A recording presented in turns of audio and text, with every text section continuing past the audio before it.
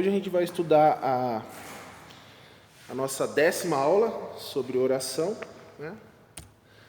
A gente estudou definição, estudou a necessidade, como se aproximar-se da oração, os impedimentos, e a gente está no tópico como orar, né?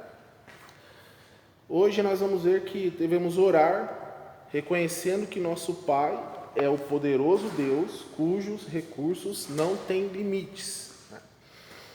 Em Ageu, capítulo 2, versículo 8,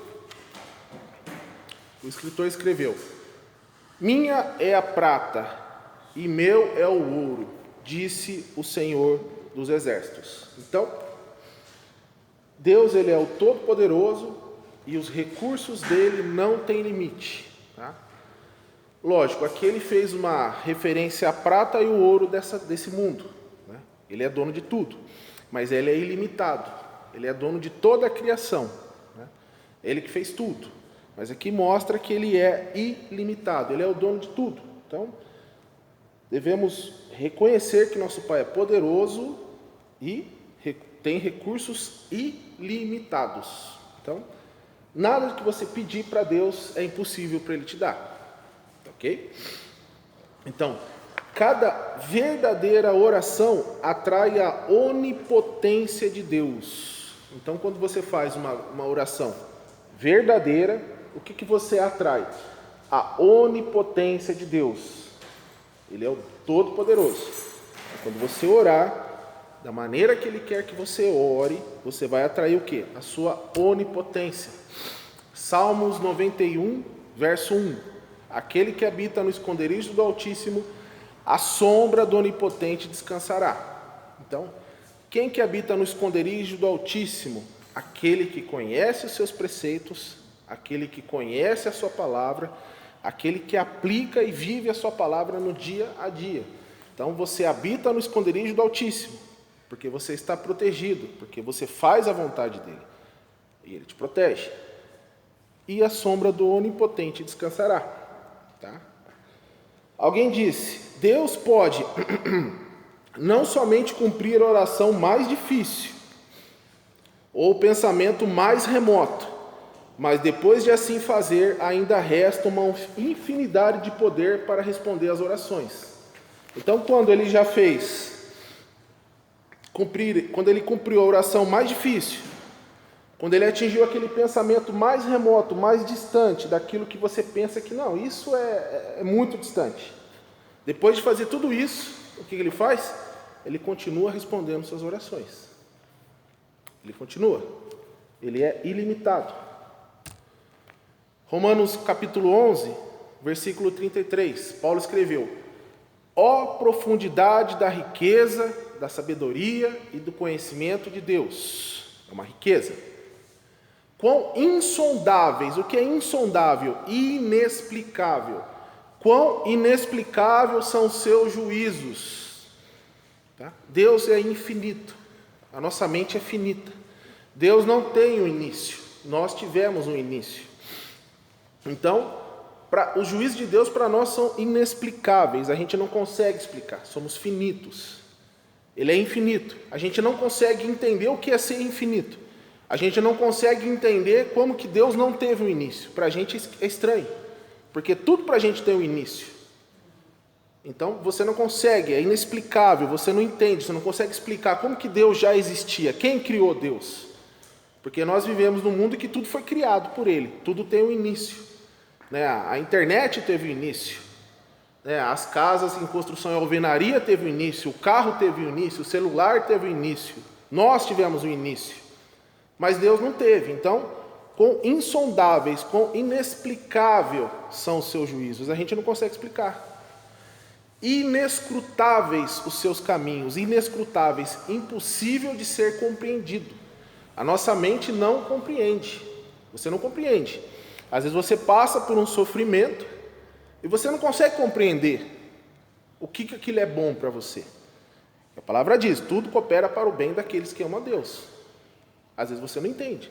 A morte de uma pessoa querida, a doença de uma pessoa que aos nossos olhos é boa, que cumpre a palavra, que ora, que trabalha na obra, que é uma pessoa boa, que se preocupa com as coisas de Deus.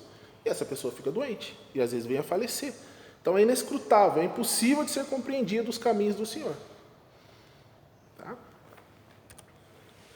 Também, gerações sem fim, através de uma eternidade sem fim, nunca verão horizonte, um limite em Deus. Tá? Nem no poder de Deus. Ninguém vai ver esse limite, porque não há um limite. Né? Tiago 4,14. Vocês nem sabem o que lhes acontecerá amanhã. Que é a sua vida? Vocês são como a neblina, que aparece por um pouco de tempo e depois se dissipa. É a diferença nossa para com Deus. Somos uma neblina, um vapor que aparece e dissipa. Para Deus somos isso. Tá? Quão pequeninas e débeis, na presença da majestade de Deus, são as nossas orações. São pequeninas. Para Ele. Para nós é uma coisa monstruosa, para Ele é pequenina. Né?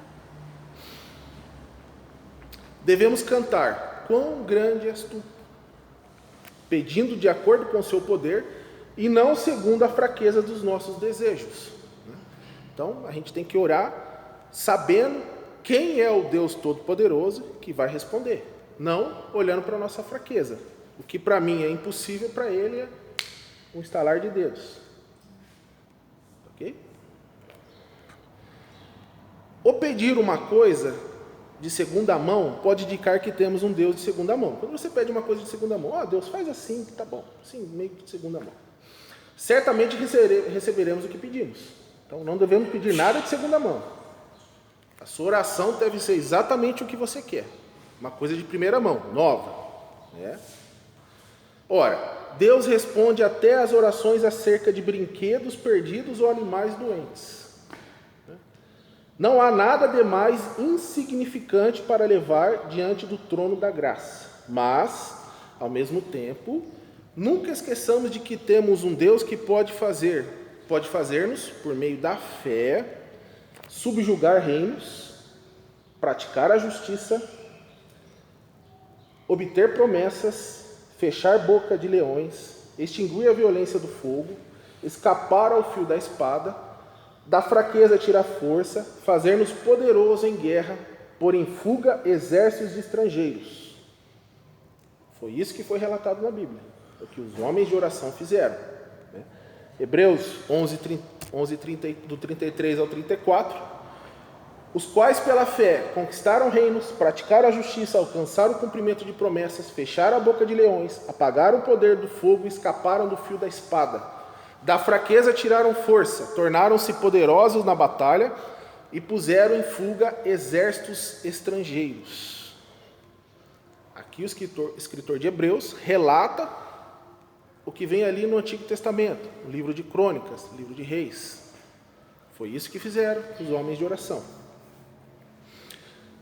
Efésios, capítulo 3, do versículo 20 ao 21. Aqui o autor do estudo diz o quê? Tenha cuidado de aprender de cor essa passagem. Efésios 3, 20 e 21. Aquele que é capaz de fazer infinitamente mais do que tudo que pedimos ou pensamos, de acordo com o seu poder que atua em nós. A Ele seja a glória na igreja e em Cristo Jesus por todas as gerações, para todos sempre. Amém. Então Ele é capaz de fazer infinitamente mais do que tudo que pedimos ou pensamos. Então quando você orar, você tem que orar em indicar a Deus, reconhecendo que nosso Pai é poderoso e que não há limites nele. Ok? 2. Orar conforme a vontade de Deus. Orar conforme a vontade de Deus. Mas, repare que podemos encontrar essa vontade de Deus por pedi-la. Por pedir sabedoria. Qual é a vontade de Deus? Você tem que pedir essa sabedoria, para você saber qual é a vontade de Deus. Tiago capítulo 1, versículo 5. Se algum de vocês tem falta de sabedoria, peça a Deus, que a todos dá livremente, de boa vontade, e lhe será concedida. Então, eu não sei qual é a vontade de Deus. Peça. Deus vai te dar sabedoria. O Espírito Santo vai te conduzir na leitura e na meditação da Bíblia. E ele vai te dar sabedoria para que você tenha o discernimento espiritual, para que você entenda qual é a vontade de Deus. Tá? Por procurar os caminhos de Deus na sua palavra, ou por verificar se o seu Espírito Santo nos anima a preservar em dada petição. Então o Espírito Santo vai dizer para você, olha, continue pedindo, essa é a vontade de Deus. Se o Espírito Santo te incomodar, ele vai dizer, olha, não é a vontade de Deus, ele te incomoda. Você vai orar, ele vai te incomodar. Ok? Ao terminar uma oração, nunca devemos usar a frase, se for a tua vontade, pois isso destruirá a nossa fé e a de outros. Se você sabe qual é a vontade dele, você vai orar corretamente. Então, se você sabe, você não vai dizer, se for a tua vontade. Se for a tua vontade, Senhor, não, eu sei que é da vontade dele. Ele me ensinou através da palavra dele. Ok? Bem, no começo da oração, devemos pedir que Deus nos revele os seus propósitos. Os propósitos de Deus, os seus planos, o seu reino e a sua vontade. Então peça para que Deus revele para você, através do Espírito Santo, através da palavra dele, qual é a vontade dele. Tá? No princípio. Paulo orou dessa forma no princípio da sua carta aos Colossenses.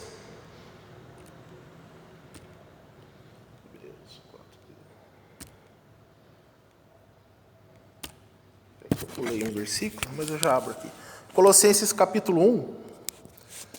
Versículo 9.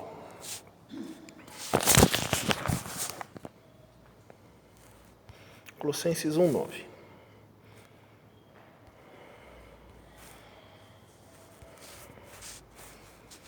Por esta razão,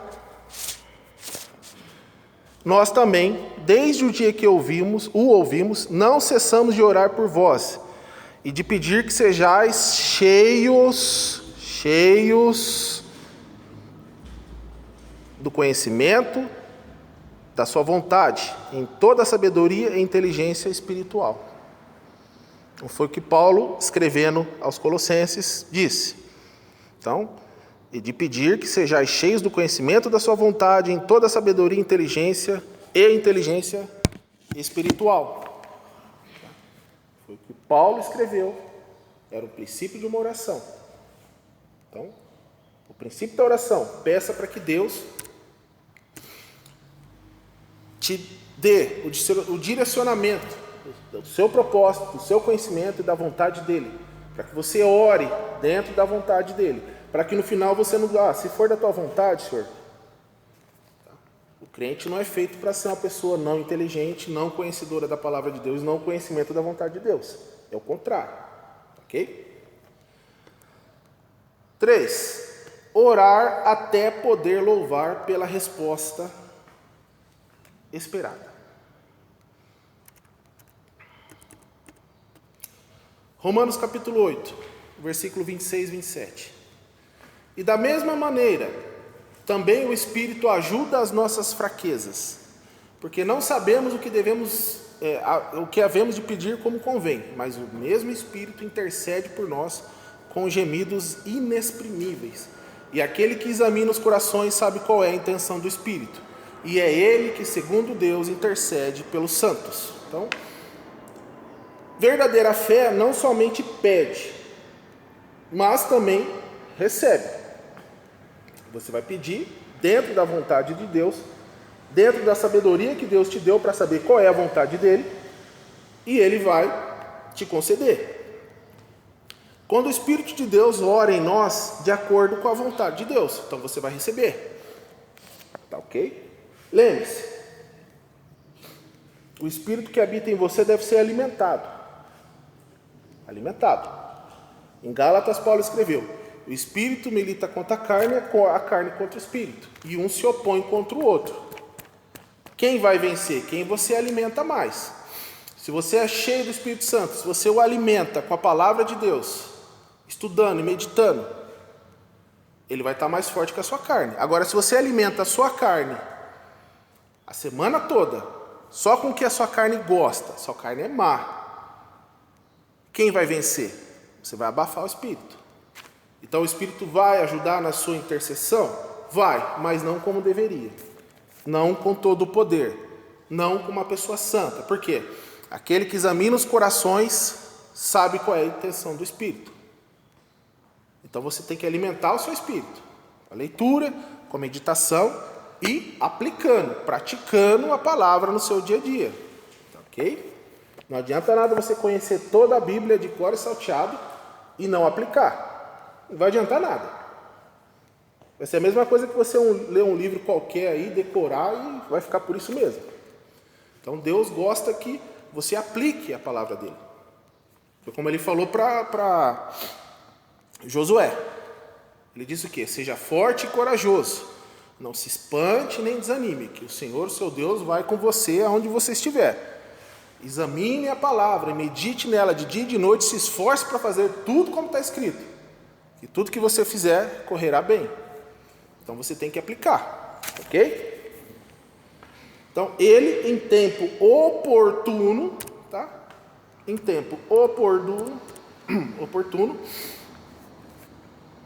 nos permite chegar ao ponto de sabermos que temos recebido a resposta.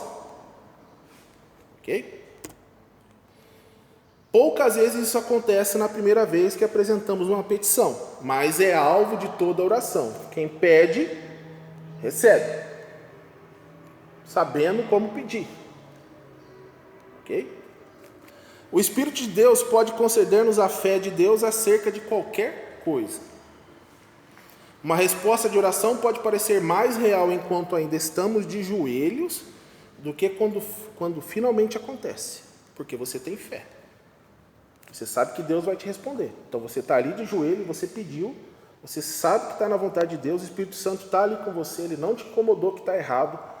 A Bíblia afirma que o que você está pedindo está dentro da vontade dele, você está de joelho e você sabe que você já recebeu. Ok? Hebreus 11:1. Ora, a fé é o firme fundamento. O que é o fundamento? É uma base. Quando você vai construir uma casa, você constrói o fundamento, o alicerce. Então, qual é o alicerce da fé? É a nossa fé. A fé é o firme fundamento das coisas que esperam. Então, o que é o fundamento da gente vai receber o que a gente espera? A fé. E a prova das coisas que não se veem. Então, ela é o fundamento e a prova das coisas que você não vê. Okay? Lógico, esse versículo remete ao reino de Deus aqui nessa terra, ao nosso corpo glorificado, ao que Jesus vai fazer tirando esse pecado da gente. Mas a fé no que você pediu, e você sabe que você vai receber, é um firme fundamento das coisas que se esperam e a prova das coisas que não se veem, que se não veem, ok? É mais profundo e mais real do que a vista. Então ela é mais profunda e mais real do que você está vendo. Mais profundo e mais real. Uma coisa verdadeiramente entregue a Deus é uma coisa que está se realizando. Quando você entregou a Deus, vai realizar. Eu tive aula com o pastor Josias, quando eu estava estudando, e ele é pastor da Igreja Batista do Florense 1, não sei se alguém conhece lá, pastor Josias. E ele disse que quando estava construindo aquela igreja, faltava pôr as janelas e não tinha dinheiro. Ele falou: irmãos, eu não tinha dinheiro. O que eu fiz? Orei e fui preparar a palavra do outro domingo que ele ia pregar. E tinha um dia que o rapaz ia vir para receber o dinheiro para colocar as janelas. Ele foi lá e encomendou. Falou: Deus vai pagar. Ele falou que nesse mesmo dia, de manhã, parou um carrão lá, um carrão na frente da igreja. Ele até estranhou, né? Meio diferente dos carros que andam no bairro. E bateu palma, ele saiu. E o rapaz estava olhando assim. Ele falou: um rapaz novo, bem vestido. Ele falou: pois não, posso ajudar o senhor? O senhor que é o pastor aí? Sou. Rapaz, eu adoro construção. Eu estou vendo aqui, o senhor está construindo, né? O senhor está precisando das janelas? Falou, quanto que é para pôr as janelas aí? É tanto. Ah, tá. Entregou o cheque para ele e foi embora. E ele falou que pagou no mesmo dia, né, as janelas. E isso ele deu esse testemunho para a gente. Falou, olha, eu orei e deixei. O rapaz falou, ele não perguntou nem o nome, ele viu depois o nome do cheque. Falou, tá aqui, pastor, obrigado, e foi embora. Entendeu? Então, a fé é mais poderosa do que a que a gente vê na nossa vista, né? Conforme Marcos 11, 24, portanto, eu lhes digo, tudo que vocês pedirem em oração, creiam que já o receberam, e assim lhes sucederá, ok? Salmo 37, 5.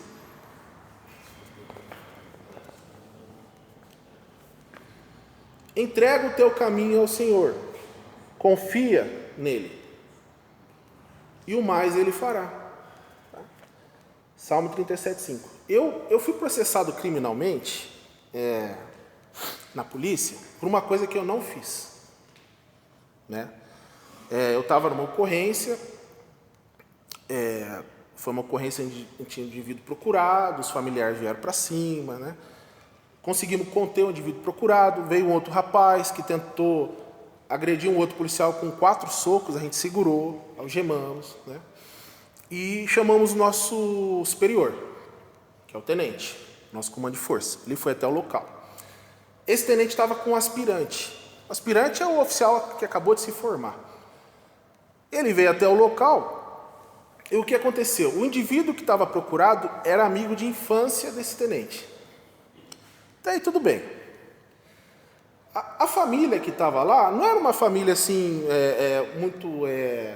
que morava em bairros afastados, não, era uma família até de classe média, né? A mãe dele era uma professora do estado, aposentada, e veio até a gente, conversou, viu o que tinha acontecido e viu que o rapaz, um estava procurado por pensão, não estava pagando a pensão, e o outro veio para cima, né? Inclusive, elas filmaram, né? Ele batendo no outro policial, viram e falaram, olha, ele vai pagar o que ele fez. E tranquilo. Chegou esse tenente, chamou o pessoal de canto, não a gente. Geralmente ele vem, conversa com a gente e depois com as pessoas. E a gente estranhou, porque ele chamou esse pessoal de canto, ele acabou de falar com o pessoal veio para cima xingando a gente. A gente não entendeu. Daí tudo bem. O rapaz que bateu nos policiais, eu segurei, algemei, coloquei ele no chão, deixei ele ali sentado. Ele me ameaçou, vou te matar, vou atrás de você é vagabundo, você provocando para mim bater nele, algemado, para eles filmarem, né? É o que eles fazem. Eu falei, bicho, você não vai conseguir nada comigo.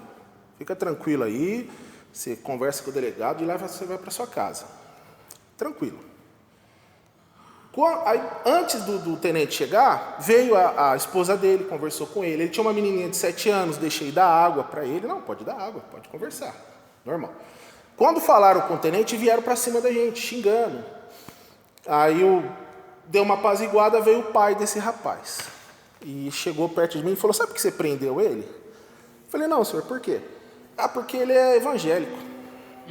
Se ele fosse ladrão, você não prendia ele, porque você tem medo de prender ladrão. Eu falei, senhor, eu deixei abraçar ele, deixei beijar, deixei tudo. Eu falei, o seguinte, eu vou pôr ele dentro da viatura, fechar a viatura e vocês vão conversar com ele. Levantei ele tentou me dar uma cabeçada, eu segurei. Coloquei dentro da viatura e fui fechar a tampa da viatura. Esse aspirante veio até mim e falou, João, fica ali perto da viatura que eu vou conversar com ele, beleza? Beleza. Fui para perto da outra viatura. Aí começaram a me xingar. Você vai ver, eu anotei seu nome, eu anotei o prefixo da sua viatura, você vai ser demitido, você vai ser preso. Eu falei, olha, meu nome está aqui, o prefixo está aqui, fica à vontade, direito de vocês. E começaram a me xingar mais, e me xingando, e eu ali, quieto. Aí o aspirante veio e deu um tapa no meu peito. Fica calmo aí, João. Eu até assustei, né? Ele era desse tamanhozinho assim, é ainda, né? Eu olhei assim, digeri, né? Falei, tenente, o senhor está pedindo para mim ficar calmo? Porque não foi o senhor que tomou chute, soco, aqui eu estava tudo sujo de barro. Aí ele apontou o dedo na minha cara, você não fala assim comigo não. Aí ele apontou o dedo na minha cara, eu falei, e o senhor tire o dedo da minha cara. O senhor não pode pôr o dedo na minha cara. Nisso veio o tenente, pegou ele pela farda, arrastou, pôs na viatura e foi embora. E a gente foi para a delegacia. Aí o que esse tenente fez? Fez um documento dizendo que eu tinha desrespeitado ele. Foi. Aí procurei um outro oficial lá. O nome dele é até conhecido, eu não vou citar. Porque um policial citou o nome dele numa reunião de oração e ele está processando o policial. Né? E procurei ele, que ele foi ordenado pastor pelo meu pastor na época. Falou, olha, aconteceu assim, assim, assado, o que o senhor me orienta a fazer? Eu estou perdido. Isso nunca aconteceu comigo. Em 16 anos de polícia, olha, não faz nada, eu vou conversar com o aspirante lá. Fica tranquilo, que eu poderia colocar ele no papel, eu não coloquei. Falou, fica tranquilo. Ele foi, conversou com o aspirante, abriu um procedimento e julgou o meu procedimento. Esse que é pastor, julgou o meu procedimento e mandou processar eu criminalmente. Só que como ele falou para mim não fazer nada, eu perdi o prazo. O processo veio tudo para cima de mim. Eu não tinha dinheiro para pagar advogado. Até hoje eu não tenho. O advogado pediu 15 mil reais na época. Eu não tenho.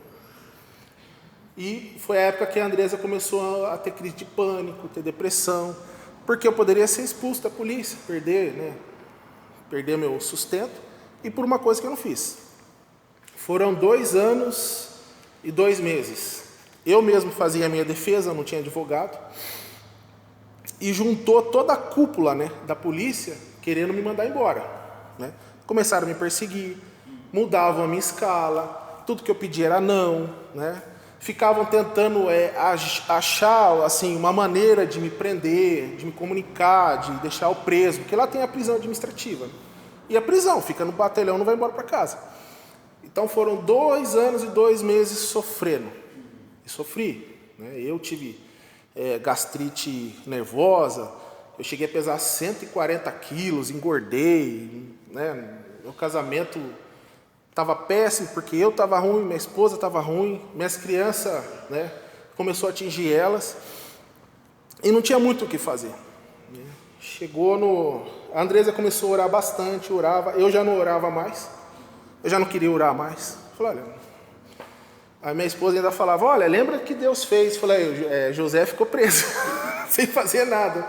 Eu lembrava só de José, falei, ai meu Deus, o senhor vai me prender sem eu fazer nada também? E era o que eu lembrava. E minha esposa orando, Andresa orando, e cada vez orando mais, e cada vez eu orando menos, e chegou no dia do julgamento. No dia do julgamento eu fui, já assim, pronto para receber uma sentença, porque eu fui acusado de 8 crimes. 8 crimes. E que eu não tinha cometido, vários crimes. E colocaram lá, cometeu atos atentatórios contra a instituição. Colocou isso no procedimento, é expulsão. Falei, eu vou ser expulso. Vou sair da polícia, fichado criminalmente, porque a gente sai de lá fichado. Eu tenho uma condenação criminal. Se eu for arrumar emprego em algum lugar, puxar antecedentes criminais, sai lá, criminal. Ou seja, fichado, desempregado, vou fazer o que da minha vida? E fui para o julgamento. Começou o julgamento, veio os 2 tenentes para ser ouvido. E como você é o réu, você participa. Então entra uma testemunha de cada vez e você fica ali do lado. E o tenente começou a falar. O que o tenente começou a falar, o juiz começou a repreender o tenente. Falou, você não devia ter feito isso. Está errado. O que é isso? É caça às bruxas? Vocês querem pegar o menino aqui? O que o menino fez para vocês? E pegou os 2 tenentes, depois ouviu todas as testemunhas. Aí depois o juiz praticamente me defendeu. Falou, ele não cometeu esse crime por causa disso, não fez esse crime, e foi indo, cada um dos 8 crimes ele falou, não aconteceu. Depois veio o promotor a mesma coisa, me defendeu. E pelos vídeos que eu tinha assistido no Tribunal de Justiça Militar, eu falei, o tratamento lá é péssimo, caiu lá, é rua, dificilmente o policial é absolvido. Só que aí, lá são 5 votos. É um juiz e 4 oficiais. Se os 4 oficiais votar para condenação, é 4-1. Os oficiais estavam comunados para me ripar. Falei, bom, pelo menos o juiz não vai me condenar, né? Não vai ser tão ruim para mim. Aí começou. O primeiro oficial me absolveu. Fiquei meio, nossa, me absolveu. Daqui a pouco o segundo oficial me absolveu. Chegou no terceiro oficial, me absolveu. Só o quarto oficial, que era um tenente-coronel, me condenou. Só que ficou 4-1. Eu saí de lá meio assim, sem saber o que tinha acontecido. E depois um outro policial que foi testemunho falou, João, você não viu a briga que foi? Juntou os 4 oficiais aqui e começaram a discutir. Porque uns falavam que o tenente podia ter feito, outros falaram que não podia ter feito. Isso lá não acontece. Não tem isso. Não tem isso lá. Então, o que me absolveu foi as orações da minha esposa. Foi as orações da minha esposa. Foi. Tá? Se alguém tiver, assim, interesse, digita lá, julgamento no Tribunal de Justiça Militar de São Paulo. Tem os vidinhos lá. É terrível lá. Então, o que me absolveu foram as orações da minha esposa. Se eu não fui preso, se eu não fui mandado embora, estou na polícia e tenho o sustento da minha família, para a minha família, foi porque Deus intercedeu. Foi Deus que intercedeu. Ok? Números capítulo 11, versículo 23. O Senhor respondeu a Moisés, estará limitado o poder do Senhor? Agora você verá se a minha palavra não se cumprirá ou não. Então, o poder do Senhor não está limitado. Em nenhuma situação, em nenhum momento. Ele não está ilimitado. Tá? Então, Deus não tem limite. Você pediu, conhecendo que está dentro da vontade dele, ele não tem limite. Salmos 20, verso 1a. Que o Senhor te responda no tempo da angústia. Ele vai te responder. Salmos 20, verso 2a. Do santuário te envia auxílio. Ele vai te enviar o auxílio. Salmos 20, 5b. Que o Senhor atenda a todos os teus pedidos. Então ele te responde, te envia auxílio e atende os seus pedidos. Ok? Agora o último ponto. Orar com o desejo de agradar a Deus. Então, o seu maior desejo é agradar a Deus. João capítulo 11, versículo 42. Eu sabia que sempre me ouves. Então, o Senhor Jesus Cristo dizia, eu sabia que sempre me ouves. Porque Deus sempre ouviu o seu Filho. Por quê? Porque também podia afirmar, João 8, 29. Porque eu faço sempre o que lhe agrada. Então, por que Jesus sempre era ouvido? Porque ele fazia o que agradava o Pai. Então, você tem que orar com o desejo de agradar a Deus. Então, tão grande é a graça de Deus que mesmo antes de sermos transladados, antes de sermos arrebatados à sua presença, podemos ter o testemunho de Enoque, de que temos agradado a Deus. Hebreus 11, 5. Pela fé, Enoque foi transladado para não ver a morte, e não foi achado, porque Deus os transladara. Visto como antes da sua transladação, alcançou o testemunho de que agradara a Deus. Então Enoque agradou a Deus. Primeira carta do apóstolo João, capítulo 3, versículo 22. E qualquer coisa que lhe pedirmos, dele a receberemos, porque guardamos os seus mandamentos e fazemos o que é agradável à sua vista. Então, quando você pedir qualquer coisa, você vai receber, por quê? Guardamos os seus mandamentos e fazemos o que é agradável à sua vista. Por isso que é impossível o cristão agradar a Deus se ele não conhece nada de Bíblia.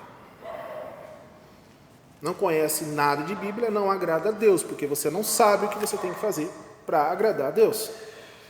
Repare que ninguém é ouvido por servil aderência às leis e regras externas, mas por guardar, por sua graça, um novo e admirável mandamento. Primeira carta de João, capítulo 3, versículo 23. E o seu mandamento é este, que creiamos no seu Filho, Jesus Cristo, e nos amemos uns aos outros segundo o seu mandamento. Então, por permanecemos nele, e obedecemos e o agradamos. Tá? Então, você tem que orar agradando a Deus, que é isso que Deus espera de você. Ele não precisa que nós agrademos Ele. Ele é imutável, Ele não vai mudar nada. Se você agradar ou desagradá-lo, o que vai mudar é o como Ele vai te tratar. Ele é imutável, mas Ele gosta, Ele ama que seus filhos o agradem, porque Ele sabe que quando a vontade dEle é feita, você está fazendo com que o mundo seja um pouquinho melhor. Um pouquinho melhor. Tá ok, irmãos? Então, finalizando a aula de hoje, vamos orar para que Deus abençoe esse tempo que a gente meditou na palavra dele. Pai, obrigado. Obrigado por esta aula, obrigado pela tua palavra, obrigado por esse estudo. Peço que nossos corações sejam solos férteis, para que essa semente depositada ela cresça, dê frutos, para que possamos orar da maneira que o Senhor quer, de uma maneira que agrade o Senhor, para que possamos conhecer a tua vontade, e não apenas conhecê-la, mas vivê-la, aplicá-la e, através do exemplo, atrair mais almas para o Senhor, Pai.